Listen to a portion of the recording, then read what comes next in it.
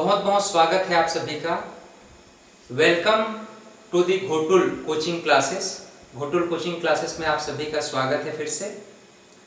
ABEO सहायक विकासखंड शिक्षा अधिकारी असिस्टेंट ब्लॉक एजुकेशन ऑफिसर में हम यूनिट 4 पर बात कर रहे हैं। प्रीवियस क्लासेस में हमने प्राचीन काल से लेकर अब तक शिक्षा का विकास किस प्रकार से हुआ हम सभी को पता है और इस यथार्थ सत्य से हम परिचित हैं कि बिन शिक्षा के हम हैं ऐसे, बिना सुगंध सुमन हो जैसे। हम उस पुष्प की तरह हैं जो बिना सुगंध का है। पुष्प तो है, जैसे कागज के फूल अगर बना दिए तो सुंदर तो दिखेगा लेकिन उसमें सुगंध नहीं है, वो सुवास नहीं है। ठीक उसी प्रकार से शिक्षा है। शिक्षा जब व्यक्ति के जीवन में आता है, शिक्षा का श्रृंगार व्यक्ति जब करता है तो उसके जीवन से, उसके व्यक्तित्व से एक सुवास फैलता है पूरे मानव समाज में। तो इसीलिए कहा गया है बिन शिक्षा के हम हैं ऐसे, बिना सुगंध सुमन हो जैसे। तो प्रीवियस क्लासेस में हम सभी ने शिक्षा का विकास प्राचीन काल से लेकर अब तक किस प्रकार से हुआ, इन बिंदुओं पर बात करने का प्रयास किया। आज हम भारतीय शिक्षा की मूल समस्याओं पर बात करने का कोशिश करेंगे और समझने का प्रयास करेंगे कि भारतीय शिक्षा प्रणाली की मूल समस्या क्या है। तो हेलो दोस्तों, मैं हूं राजेश्वर और घोटुल कोचिंग क्लासेस में ABEO के यूनिट 4 पर हम पुनः आपका स्वागत अभिनंदन करते हुए यह क्लास प्रारंभ करते हैं। यूनिट 4 में हम मुख्य रूप से आज क्या पढ़ेंगे, ध्यान दीजिएगा। यूनिट 4 के अंतर्गत आज हम मुख्य रूप से बात करना चाहते हैं भारत में शिक्षा प्रणाली की समस्याएं, problems of the education system in India. अर्थात भारत में एजुकेशन प्रणाली में क्या मूल समस्याएं हैं, भारत में एजुकेशन प्रणाली में मूल समस्याएं क्या हैं, इन्हीं मूल बिंदु पर हम डिस्कस करेंगे। इसका मूल कारण क्या था और इन कारणों से किस प्रकार से शिक्षा व्यवस्था अवरुद्ध रही है भारत में, इन्हीं बातों पर हम डिस्कस करने जा रहे हैं। तो इसे ध्यान से समझिएगा। अगर कोई भी डाउट हो तो आप जरूर कमेंट करके बता देंगे हमें, ताकि उस पर हम पुनः एक डाउट क्लास आपके लिए लेकर के आएं और उस डाउट क्लास में हम आपको उस जो भी समस्याएं हुई हैं उन समस्याओं पर पुनः डिस्कस करेंगे, बात करेंगे। हम जानते हैं कि शिक्षा का उद्देश्य क्या है, शिक्षा का मुख्य उद्देश्य क्या है। What is the main purpose of education. शिक्षा का मूल उद्देश्य है मनुष्य का सर्वांगीण विकास करना, मनुष्य का सर्वांगीण विकास करना, अर्थात मनुष्य का बौद्धिक, सामाजिक, नैतिक और मनोवैज्ञानिक विकास करने का नाम ही शिक्षा कहलाता है। अर्थात शिक्षा का प्रमुख उद्देश्य मनुष्य का सर्वांगीण विकास करना ही है। लेकिन इस सर्वांगीण विकास की प्रक्रिया में कुछ बाधाएं भी हमें देखने को मिलता है। उन्हीं बाधाओं को शिक्षा से संबंधित समस्याओं का नाम हम देते हैं। इन बाधाओं में कुछ इस प्रकार की बाधाएं हमारे सामने आती रहती हैं, जैसे कि शैक्षिक अवसरों की समानता।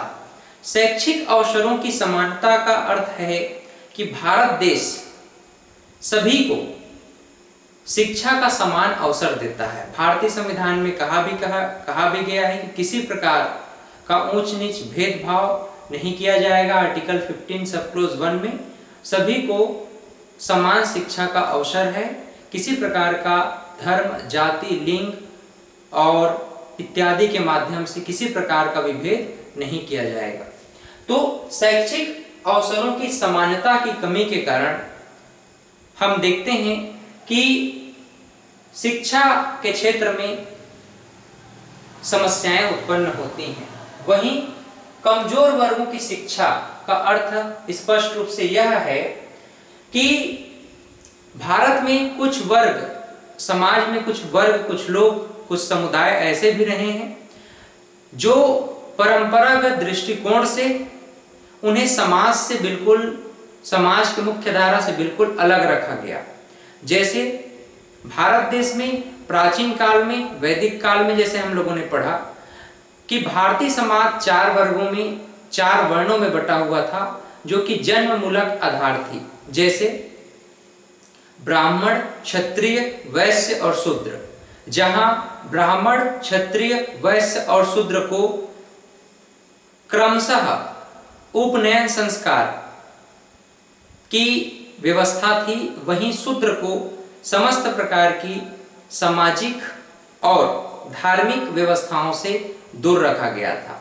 और यही मूल परंपरागत एक रूढ़िवादिता, एक समस्या बनकर के भारत के सामने आया कि समाज का अर्थ किसी समुदाय विशेष से नहीं है।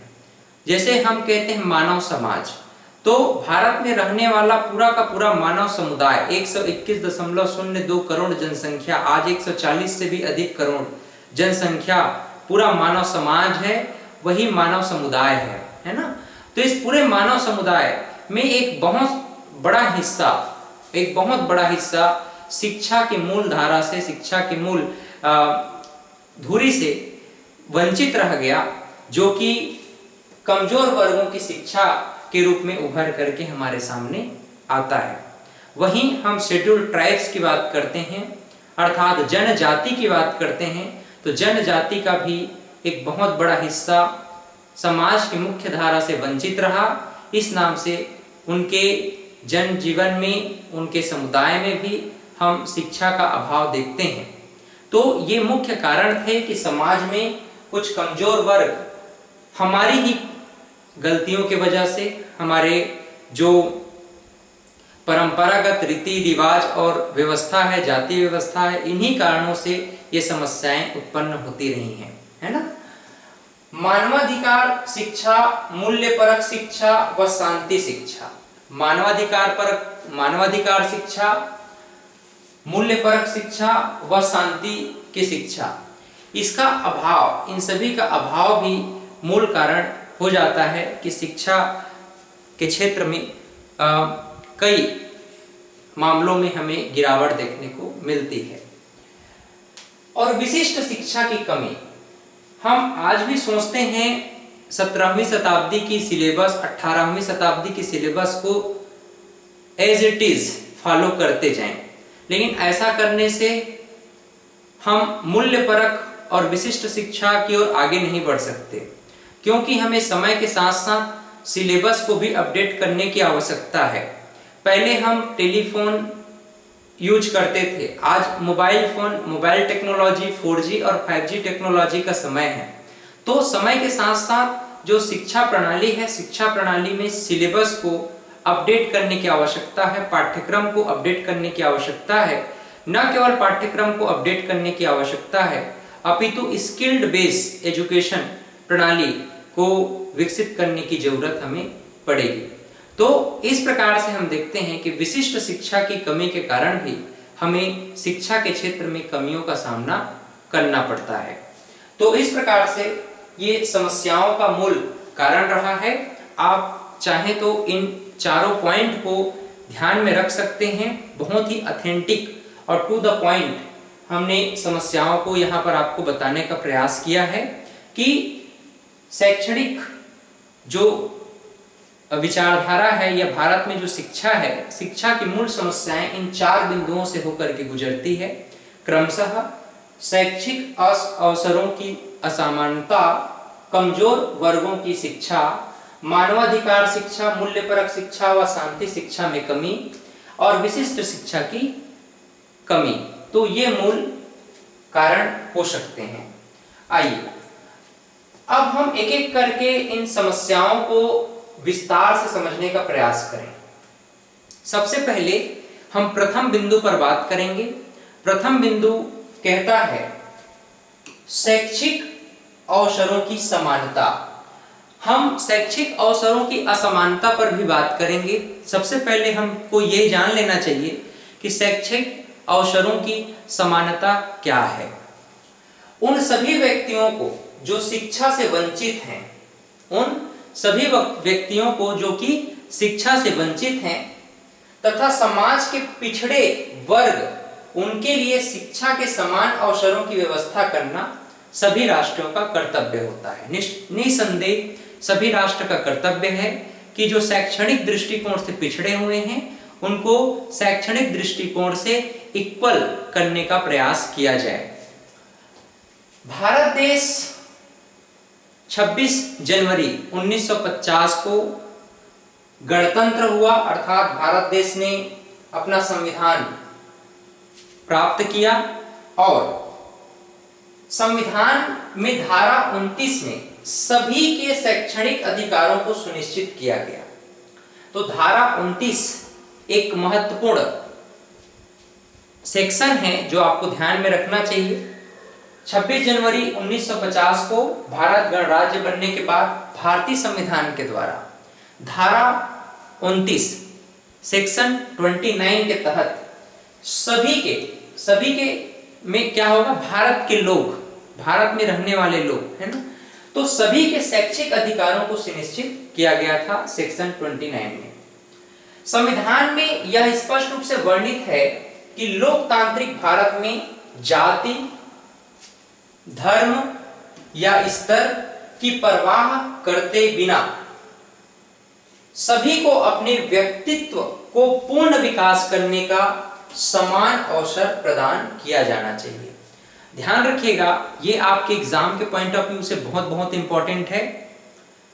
भारतीय संविधान से संबंधित ये बात आपको ध्यान में रखना है, तो सेक्शन 29, और दूसरी बात आपको यह ध्यान रखना है कि संविधान स्पष्ट रूप से, भारतीय संविधान स्पष्ट रूप से कहता है कि लोकतांत्रिक भारत में जाति, धर्म या स्तर की परवाह किए बिना सभी को अपने व्यक्तित्व, अपने पर्सनालिटी को पूर्ण रूप से विकसित करने, पूर्ण रूप से डेवलप करने का समान अवसर प्रदान किया जाना चाहिए।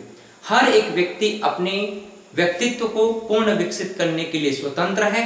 किसी भी प्रकार से बाधा राज्य सरकार अर्थात देश, भारत देश संविधान के द्वारा किसी भी प्रकार के बाधक तत्व को नकारा गया है। ठीक है, बात समझ में आ रहा है? ध्यान दीजिएगा,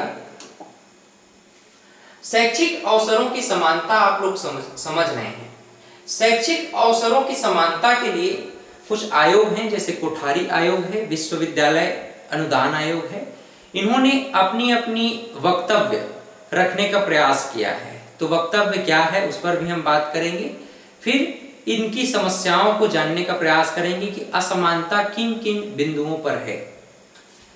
संविधान का आर्टिकल अगर 46 देखें, संविधान का आर्टिकल 46 में यह वर्णित किया गया है कि राज्य के कमजोर वर्गों, ध्यान रखिएगा इस पॉइंट को, कमजोर वर्गों विशेषकर अनुसूचित जाति व अनुसूचित जनजाति तथा शैक्षिक तथा आत्मिक उन्नति, अनुसूचित जाति, अनुसूचित जनजाति के शैक्षिक तथा आत्मिक उन्नति करना राज्य का कर्तव्य होगा। ठीक, आर्टिकल 46 इस बात को सुनिश्चित करता है कि राज्य के कमजोर वर्ग में विशेष करके, अच्छा, ये कमजोर वर्ग में कौन कौन से कमजोर वर्ग, किस प्रकार के कमजोर वर्ग? सामाजिक और आर्थिक, ध्यान रखेंगे, सामाजिक और आर्थिक, और न केवल सामाजिक और आर्थिक अपितु शैक्षणिक भी। तो कमजोर वर्ग किस प्रकार के कमजोर होंगे भाई? सामाजिक,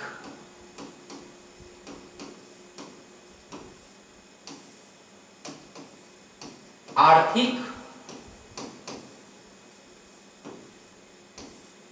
और शैक्षणिक। योग्यता सब कुछ है, लेकिन हजारों वर्षों की जो परंपरा रही है, जाति व्यवस्था रही है, इसके कारण से समाज के कुछ विशेष वर्ग जैसे अनुसूचित जाति, अनुसूचित जनजाति, इस वर्ग में सामाजिक, आर्थिक और शैक्षणिक पिछड़ापन हमें देखने को मिलता है। तो उसी के लिए संविधान में कहा गया कि संविधान का आर्टिकल 46 इस बात को सुनिश्चित करता है कि राज्य के कमजोर वर्गों, विशेषकर अनुसूचित जाति, अनुसूचित जनजाति के शैक्षिक तथा आत्मिक उन्नति करना राज्य का कर्तव्य होगा। इसी संदर्भ में विश्वविद्यालय शिक्षा आयोग 1949 में अपने सुझाव में इस बात को स्पष्ट किया कि शिक्षा सामाजिक स्वतंत्रता का एक महान यंत्र है, जिसके द्वारा लोकतंत्र स्थापित होता है और अपने नागरिकों में समानता का प्रस्फुटन करता है। भारतीय संविधान के निर्माता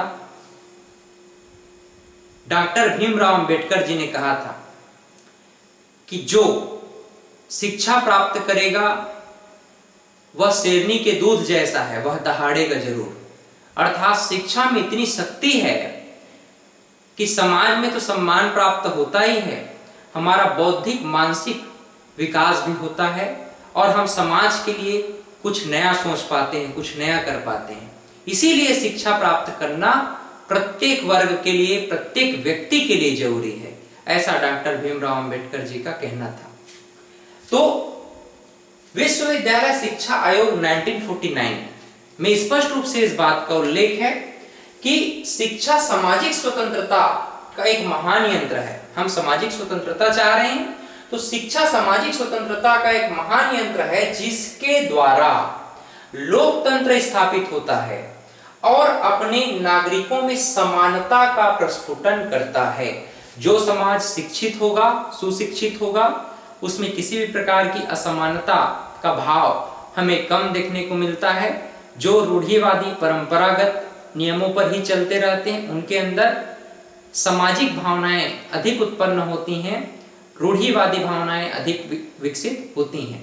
तो इसीलिए कहा गया कि शिक्षा सामाजिक स्वतंत्रता का महान यंत्र है। इसके द्वारा विश्वविद्यालय शिक्षा आयोग 1949। ऐसा प्रश्न भी आपका बन सकता है कि शिक्षा सामाजिक स्वतंत्रता का एक महान यंत्र है, या किस आयोग का कथन है या किस व्यक्ति का कथन है, ऐसा भी पूछा जा सकता है। तो आप इस बात को ध्यान में रखेंगे। इसके बाद देखिए, हम कोठारी आयोग ने शिक्षा की समानता पर क्या अपना वक्तव्य दिया है, तो इस कोठारी आयोग की अनुशंसा पर भी हम थोड़ा सा बात कर लेना चाहते हैं। कोठारी आयोग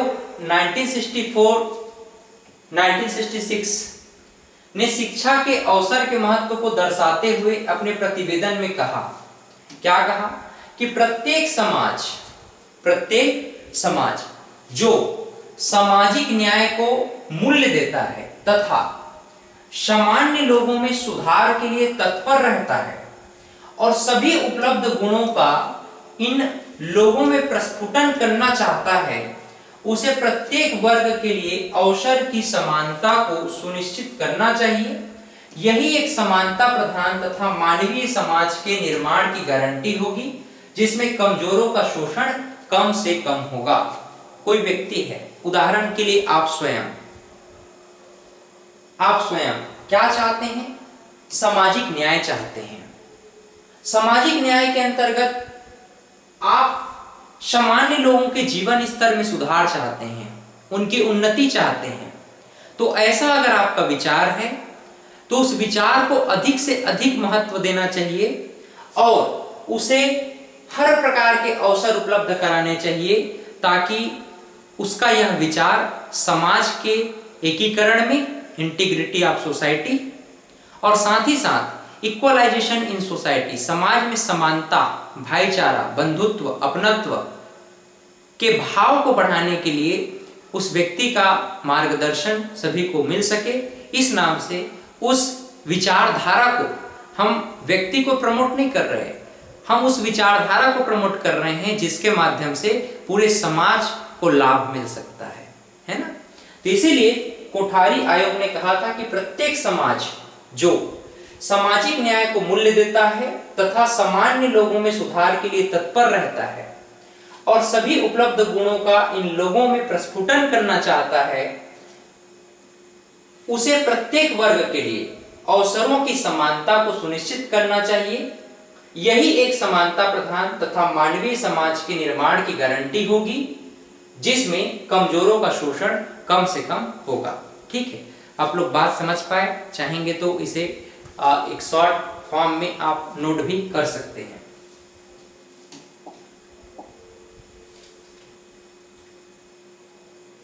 शैक्षिक अवसरों की असमानता के कारण क्या है? अभी तक आप लोगों ने समझा कि शैक्षिक अवसर की समानता क्या है। भारतीय संविधान शैक्षिक अवसरों की समानता के विषय में क्या कहता है। अब हम जानना चाहते हैं शैक्षिक अवसरों की असमानता के कारण क्या है। कुछ बिंदुवार इस पॉइंट को आप लोग ध्यान में रखिए। इन बिंदुओं से ही आपके प्रश्न एग्जाम में पूछे जाएंगे। जैसे शिक्षण संस्थाओं का अभाव। आज तो वैसे भी जगह जगह गांव-गांव में भी स्कूल खुलते जा रहे हैं, लेकिन अभी भी हर व्यक्ति तक, हर बच्चे तक प्राथमिक शिक्षा की पहुंच उसके इर्द गिर्द नहीं है। अभी भी बहुत सारे शिक्षण संस्थानों की कमी हमें देखने को मिलती है दूरांचल क्षेत्रों में। आर्थिक कारण हो सकता है, कोई व्यक्ति गरीब है, इस नाम से वह शिक्षण सुविधा का लाभ प्राप्त नहीं कर पा रहा है। शिक्षा की गुणवत्ता में अंतर। हम देखते हैं कि समय के साथ साथ आज वर्तमान में शिक्षकों की ट्रेनिंग भी होती रहती है। नवीन शिक्षा नीतियों के तहत उनमें कौशल विकास कैसे करना है, ट्रेनिंग कैसे होती रहती है, ताकि बच्चों को अधिक से अधिक कौशल पर शिक्षा प्रदान की जाए।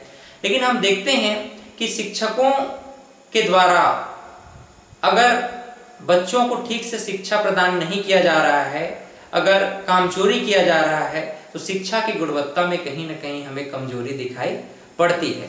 तो ये भी शिक्षा के अवसरों में असमानता का एक कारण है। कई बार तो ऐसा होता है कि व्यक्ति शिक्षक तो बन जाता है, लेकिन शिक्षक के वास्तविक गुण उनमें नहीं होते हैं। इस नाम से बच्चा सीख नहीं पाता, और यह भी एक बहुत बड़ी कमी है शिक्षा के क्षेत्र में, जो कि बच्चों में वह शिक्षा के अवसरों की असमानता को प्रकट करता है। पारिवारिक स्थिति। कई बार ऐसा होता है कि किसी घर में अगर बच्चा अकेला है, या फिर केवल ऐसे घर में, ऐसे परिवार में जन्म लिया है जहां पर वो केवल माँ बाप की सेवा कर सकता है, तो ऐसी स्थिति में कई बार बच्चा पढ़ नहीं पाता। या फिर कई बार व्यक्ति के जीवन में, बच्चे के जीवन में कुछ एजुकेशन प्राप्त करता है, उसके बाद कुछ ऐसी समस्याएं, पारिवारिक स्थिति आ जाती है जिससे वह शिक्षा से वंचित हो जाता है, और व्यवसायिक दृष्टिकोण से या फिर लाभ प्राप्त करने के लिए कुछ रोजगार में लग जाता है, जिससे उसकी शिक्षा अधूरी हो जाती है। लैंगिक विभेद। आज भी भारत देश में लैंगिक विभेद हमें देखने को मिलता है। हालांकि बहुत हद तक इसमें सुधार देखने को मिली है, और आज प्रत्येक क्षेत्र में हम देखते हैं विमेन एम्पावरमेंट, महिला सशक्तिकरण के माध्यम से लैंगिक विभेद को दूर किया जा रहा है। और प्रत्येक क्षेत्र में, चाहे शासन हो, प्रशासन हो, एंटरप्रेन्योर हो, या कुटीर उद्योग हो, प्राइवेट, गवर्नमेंट, सभी सेक्टर्स में महिलाओं की भूमिका आज निश्चित रूप से रेशियो बढ़ा है, और यह एक अच्छा संकेत भी माना जा सकता है। लेकिन आज भी यह मानसिकता है पेट्रियार्की का, पितृसत्तात्मकता का, कि हम सोचते हैं कि जिसके घर में बेटा होता है वही भाग्यशाली है ना, और जिसके घर में बेटी होती है वे भाग्यशाली नहीं है। तो इस प्रकार का जो सोच है, इस प्रकार की जो मानसिकता है, यह निश्चित रूप से न केवल शैक्षणिक दृष्टिकोण से अपितु समाज का भी एक बहुत बड़ा दुर्भाग्य माना जा सकता है। सामाजिक कारण। सामाजिक कारण वही है रूढ़िवादिता, कि रूढ़िवादी विचारधाराओं पर चलना। कई बार ऐसा होता है आदमी पढ़ लिख भी जाता है, लेकिन फिर भी रूढ़िवादी विचारधारा को नहीं छोड़ पाता। दूसरी बात ये सामाजिक कारणों में, कि व्यक्ति कहता है कि हमारे समाज में बेटियां नहीं पढ़ेंगी, केवल बेटे पढ़ेंगे, है ना। केवल बेटों को शिक्षा प्राप्त करने का अधिकार है, बेटियों को नहीं। तो इस प्रकार से जो सामाजिक कुरीतियां हैं, सामाजिक रूढ़ियां हैं, ये भी शिक्षा के असमानता का एक कारण हो सकता है। शारीरिक दोष के कारण, कई बार व्यक्ति शारीरिक दोष के कारण भी अपनी शिक्षा पूर्ण नहीं कर पाता, जो कि शैक्षिक अवसरों की असमानता का एक मूल कारण माना जा सकता है। अब हम बात करेंगे दूसरे महत्वपूर्ण बिंदु पर, जिसे हम कहते हैं कमजोर वर्गों की शिक्षा। कमजोर वर्गों की शिक्षा क्या है? ध्यान दीजिएगा, मैंने आपको पहले ही कहा कि समाज में जो रूढ़िवादी परंपरा रही है हजारों वर्षों की, उसने निश्चित रूप से समाज के एक बहुत बड़े हिस्से को शैक्षणिक और सामाजिक दृष्टिकोण से काफी पीछे ढकेल दिया, जो कि एक बहुत बड़ी समस्या बन करके भारत के सामने आ जाती है। तो कमजोर वर्ग कौन है, इसमें स्पष्ट रूप से अगर हम देखें तो जो सामाजिक, आर्थिक और शैक्षणिक दृष्टिकोण से समाज के उस वर्ग से पीछे हैं, जो कि हजारों वर्षों से, है ना, हजारों वर्षों से शैक्षणिक, सामाजिक और आर्थिक रूप से संपन्न हैं। तो इसी तुलना को, इसी विभेद को, इसी कमी को हम कह सकते हैं कमजोर वर्गों की शिक्षा। भारतीय संविधान में कमजोर वर्गों को कुछ संवैधानिक आधार दिया गया है, कुछ अधिकार दिया गया है। ये अधिकार क्या है? जैसे आर्टिकल 15 सब क्लोज 1, आर्टिकल 15 सब क्लोज 1 क्या कहता है कि आर्टिकल 15 सब क्लोज 1 में राज्य को यह आज्ञा दी गई है कि वह धर्म, मूल वंश, जाति, लिंग, जन्म स्थान या इनमें से किसी के आधार पर भी कोई भी भेद नहीं करेगा। अर्थात राज्य जो भी कार्य करेगा वह समानता के आधार पर करेगा, किसी प्रकार का विभेद नहीं कर सकता। ये आर्टिकल 15 सब क्लोज 1 का कहना है। उसी प्रकार से कमजोर वर्गों की शिक्षा के अंतर्गत हम कुछ और भारतीय संविधान के आर्टिकल्स पर बात करना चाहें तो ध्यान दीजिएगा, आर्टिकल 15 सब क्लोज 2 कहता है कि राज्य और प्राइवेट व्यक्ति दोनों को यह आदेश आर्टिकल 15 सब क्लोज 2 देता है कि इनमें से किसी भी दुकानों, सार्वजनिक भोजनालय, होटलों एवं सार्वजनिक मनोरंजन के स्थानों में प्रवेश या कुओं, तालाबों और सार्वजनिक समागम के स्थानों के उपयोग में विभेद नहीं करेगा। किसी प्रकार का भेदभाव नहीं किया जा सकता, है ना। तो इस बात का भी ध्यान रखा गया है भारतीय संविधान में आर्टिकल 15 सब क्लोज 2 में। यह भी एक प्रकार की समानता का ही बात है। वहीं कुछ और भी आर्टिकल्स हैं, इन आर्टिकल्स में भी कमजोर वर्गों की सुरक्षा के संदर्भ में बताया गया है। जैसे आर्टिकल 15 सब close 4, article 45, article 46, article 330, 332, 335, 338, 339, 340, 341 and so on. और भी बहुत सारे आर्टिकल्स हैं जहां पर कमजोर वर्गों के लिए संवैधानिक सुरक्षा प्रदान की गई है। हम इन कमजोर वर्गों के पिछड़ेपन के कारण को जानना चाहते हैं। हम कमजोर वर्गों के पिछड़ेपन के मूल कारण को जानना चाहते हैं कि ये जो पिछड़ापन है समाज के कुछ वर्गों में, ये क्यों है आखिर। तो ध्यान दीजिए, सबसे पहले हम बात करना चाहेंगे 3 प्रमुख वर्गों पर। हम बात करेंगे एससी, शेड्यूल्ड कास्ट, अनुसूचित जाति, एसटी, शेड्यूल्ड ट्राइब, अनुसूचित जनजाति और ओबीसी, अदर बैकवर्ड क्लास, अन्य पिछड़ा वर्ग। तो इन तीनों पिछड़े वर्गों के विषय में कोई सामाजिक और आर्थिक रूप से पिछड़ा हुआ है, तो कोई सामाजिक, आर्थिक, शैक्षणिक दृष्टिकोण से पिछड़ा है, तो कोई केवल आर्थिक रूप से पिछड़ा हुआ है।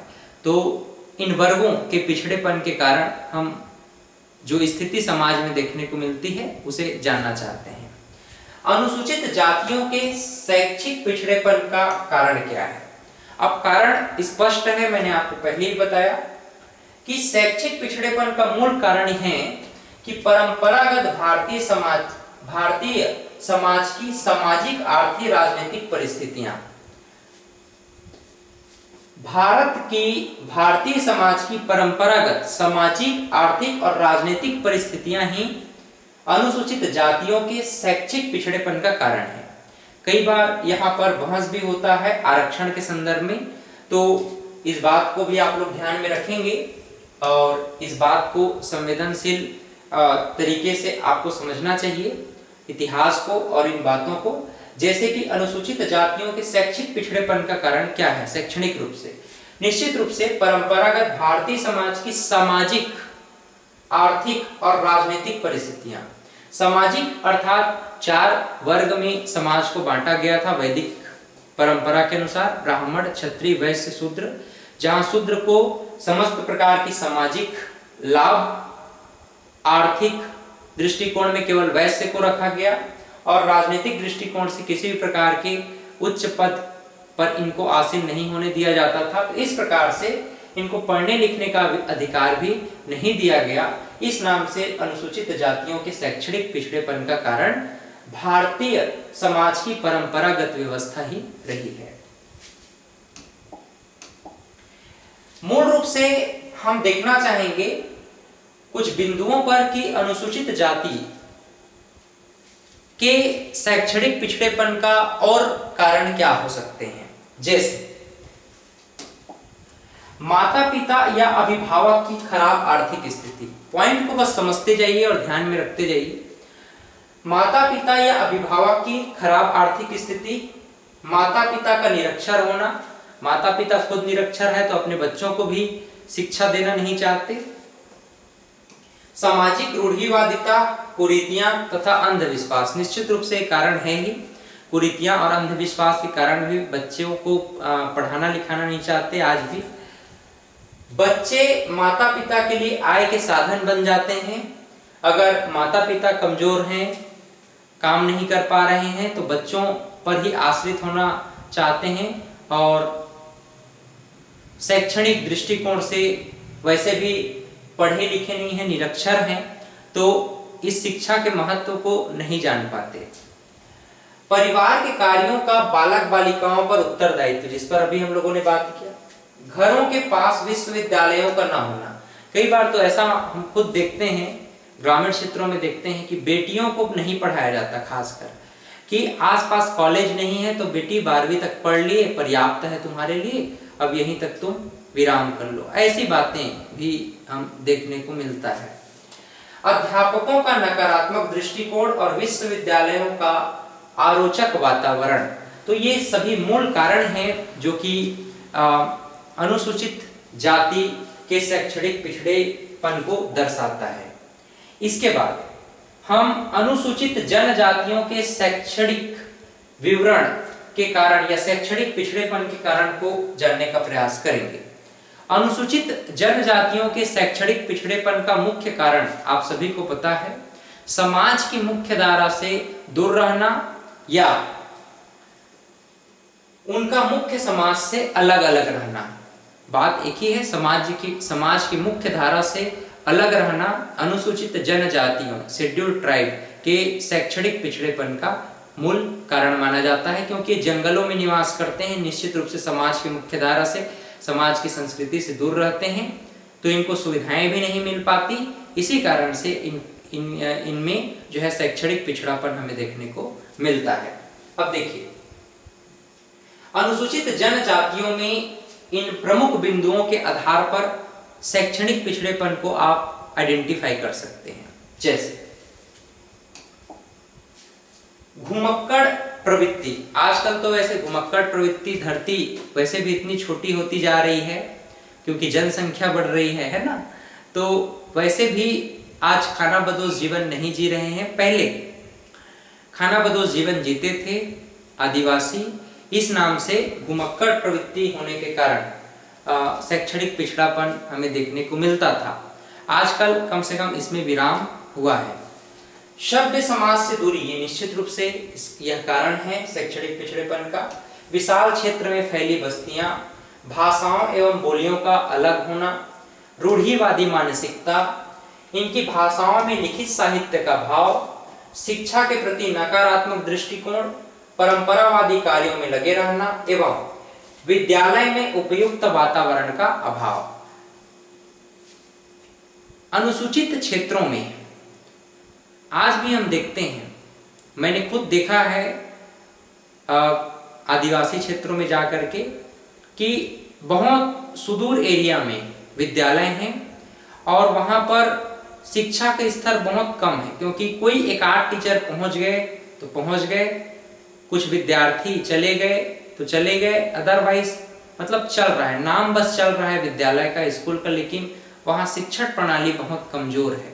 तो ऐसी स्थितियाँ अगर उत्पन्न होती है तो निश्चित रूप से अगर हम कोशिश भी करते हैं कि अनुसूचित क्षेत्रों में शिक्षा की जागृति आए तो उसमें हमें समस्याएं देखने को मिलेगी।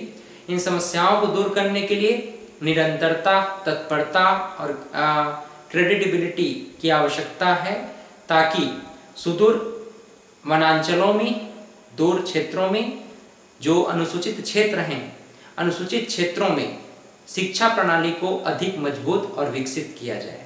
तो अनुसूचित क्षेत्रों में ये प्रमुख कारण आप लोगों ने देखा, जिसके कारण हमें शैक्षणिक पिछड़ेपन की स्थिति नजर आती है।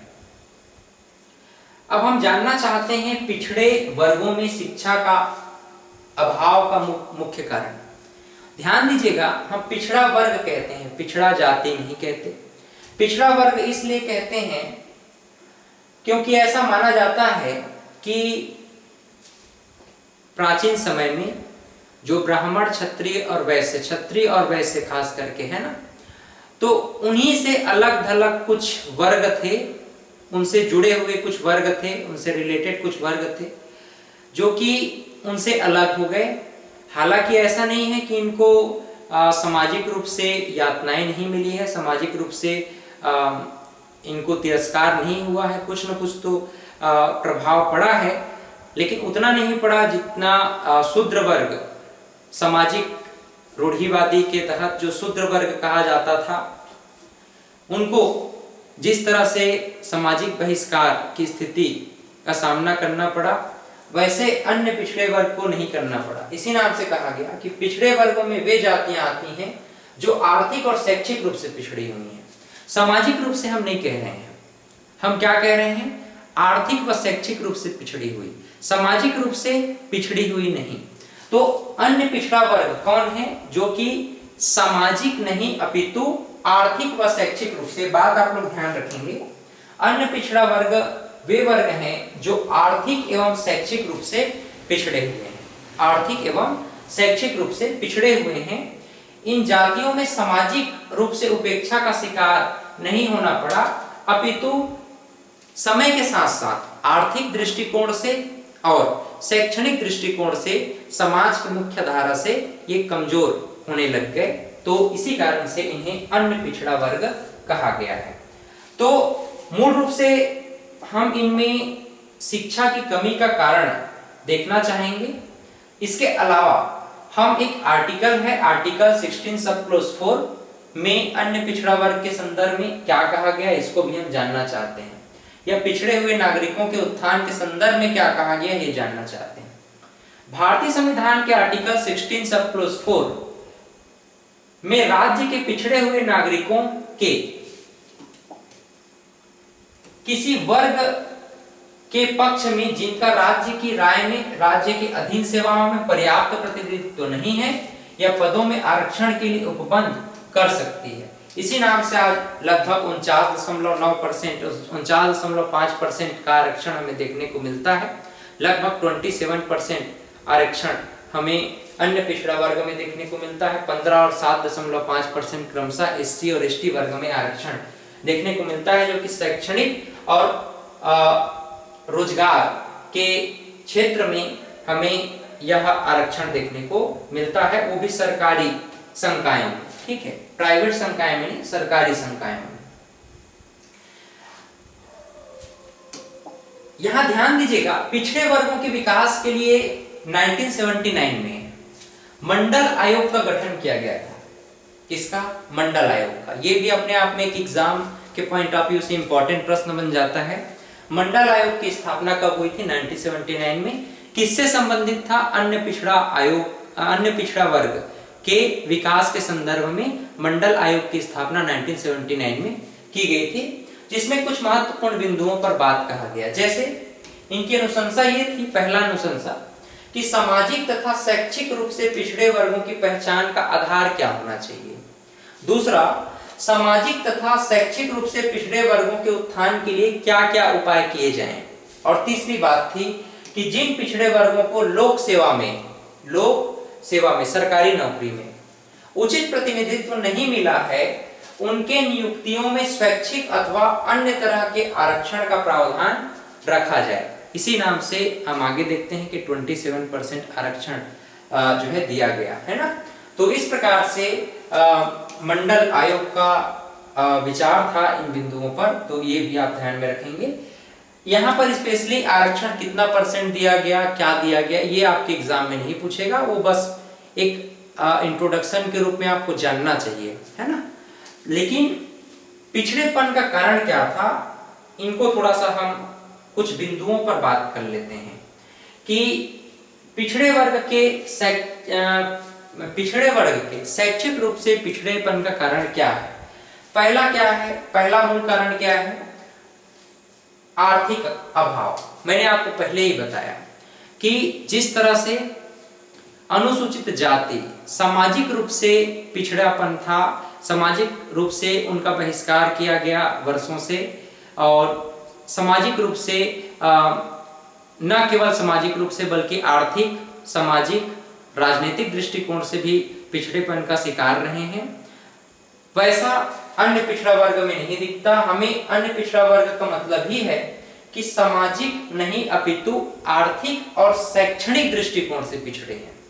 तो मुख्य कारण क्या था शैक्षणिक पिछड़ेपन का कारण? पहला था आर्थिक अभाव, आर्थिक कमजोरी के कारण से पढ़ लिख नहीं पाए, ये पहला कारण है। और दूसरा कारण है शिक्षा का अभाव।